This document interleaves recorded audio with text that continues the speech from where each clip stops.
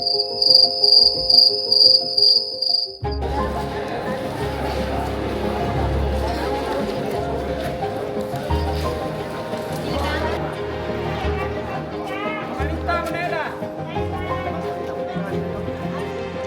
PVM po natin basically ay stand-alone na solar home system kung saan bawat bahay ay binibigyan natin ng isang solar panel, isang system box, 4 na LED bulbs.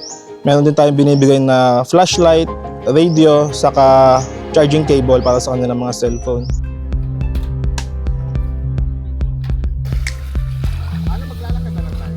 Ay nako, mahirap talaga yung walang ilaw kasi nung araw ang ginagamit namin yung gasera lang po. Tapos sa gabi wala kaming ilaw, papatayin yung ano kasi nung araw yung mga magulang namin mahirap din ang buhay noon. Ano nga ni ugma naman nga nagum ko ta maliwanag sa pagdiling. Ano na ang mata niya, maduyan ang tingin. Kaya itong PVM na to ay malaking tulong para sa kanila considering na for the past years talaga wala pa silang kuryente.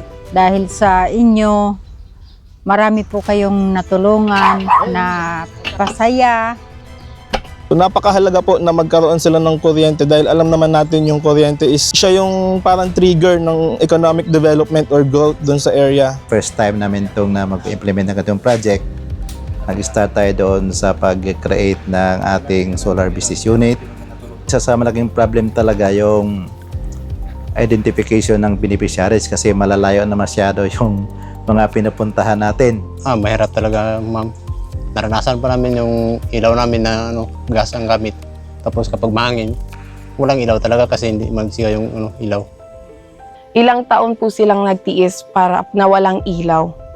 Maraming salamat po talaga sa oportunidad na binigay niyo sa amin na kami na magbigay ng kaligayahan sa mga tao na malalayo sa kuryente. Napakalaking tulong sa amin, kagaya sa amin na nag-aaral, mas lalong napapadali po.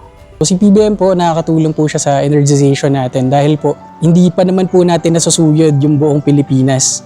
Kaya habang may oras pa po tayo, sana po magtuloy-tuloy pa po yung project natin para mabigyan din po natin sila ng pagkakataon na ma-experience yung magkaroon po ng kuryente or magkaroon po ng ilaw. Isa sa pinakamahalagang project talaga yung solar na yan kasi nga marami doong bahay na wala talagang kuryente, hindi talaga kahit anong gawin ng gobyerno, hindi natin kayang paabutin pa sa kanila hanggang ngayon. Dahil sa solar project na ito ay talagang natulungan yung mga constituents na nasa malayong sitio ng aming barangay. Mahirap talaga yung pinagdaanan namin sa lalo pa yung pag-umpisa nito dahil sinusurvey pa namin sa bundok kasi malalayo yung nila bahay. Well, of course it's challenging kasi malalayo talaga. You have to walk like 2 hours in order to reach that place, but yung sense of fulfillment na you see these people happy. Maraming salamat po sa lahat ng natulong niyo sa amin na magkaroon na po kami ng ilaw. Siyempre mahalaga po sa amin na magkaroon ng ilaw kasi siyempre nandito kami sa bundok. Walang ilaw dito.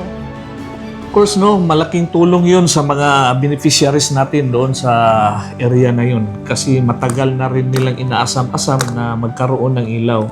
Yung mga beneficiary kasi natin nasa malalayong lugar, ni mga solar street light, wala po sila doon. So malaking tulong po yung solar home system natin. At least yung bahay nila, yung sa palibot nila ngayon is naiilawan po. Pasalamat lang kami sa inyong lahat sa pagtutulong nyo sa amin sa kuryente. Ngayon ay mayroon kaming kuryente na kinakailangan namin po yan. Masalah tabang kinamana saudara ka. Pakai kami, pakai salja kami. Orang pun jelja kapit bahay, pakai pasal jami. Kata bang adi ni pembayaran ka. Ini importante pakai salja mamu sila. Kung wala tayong solar, hindi sila makapag-study kasi madilim eh. So ngayon, malaking tulong po, nakapag-study na sila, ng kahit ganun, kahit gusto nila, kahit anong oras ang gusto nila, oras ng gabi, makapag-study sila kasi nandun, maliwanag eh. Malaking tulong po ito sa amin. Makakatipid pa, o makatulong pa sa pamumuhay, sa pag-aaral ng mga bata. It's a hope na binigay ng NEA sa atin para for the next generation pa. Siyempre, masaya naman tayo kasi yung mga kababayan natin may dumating sa kanila na liwanag sa mga tahanan nila. Lumiliwanag yung mga bahay namin, pati yung mga kapaligiran namin.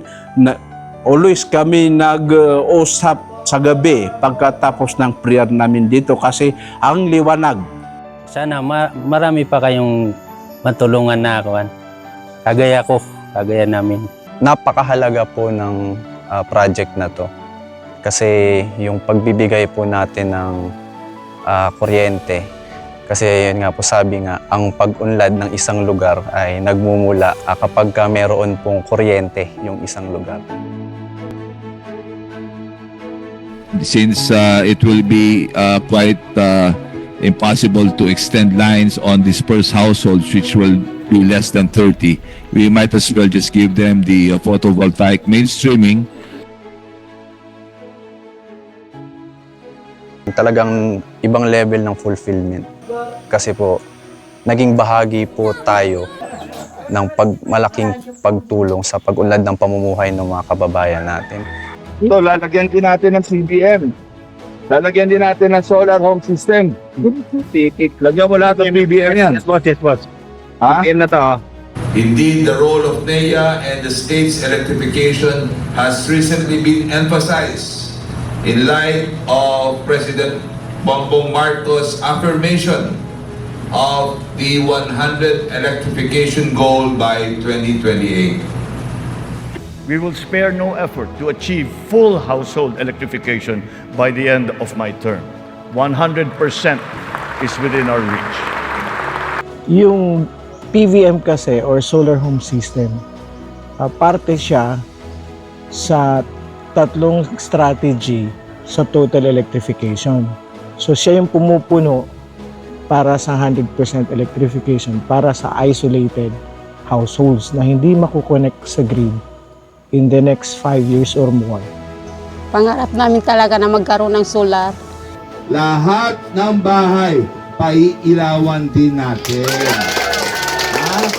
Para kay Admin Almeda, nagpapasalamat kami kasi talagang binigyan niya ng pansin or binagbigyan niya ng atensyon yung renewable energy or yung proyekto ng PVM. Talagang nakita namin yung effort niya para ma-achieve talaga yung goal ng gobyerno, 100% electrification. Nakita namin yung biglang buhos ng mga proyekto, yung funding talagang tuloy-tuloy yung dating. Maraming salamat po, NEA. Maraming salamat po, NEA. Maraming salamat sa NEA sa solar. Salamat NEA sa solar.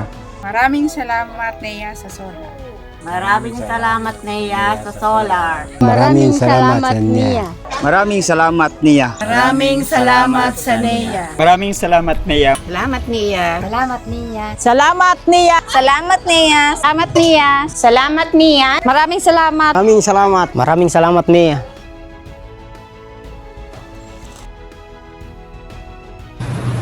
Samahan niyo po ako, pailawin natin ang buong Pilipinas.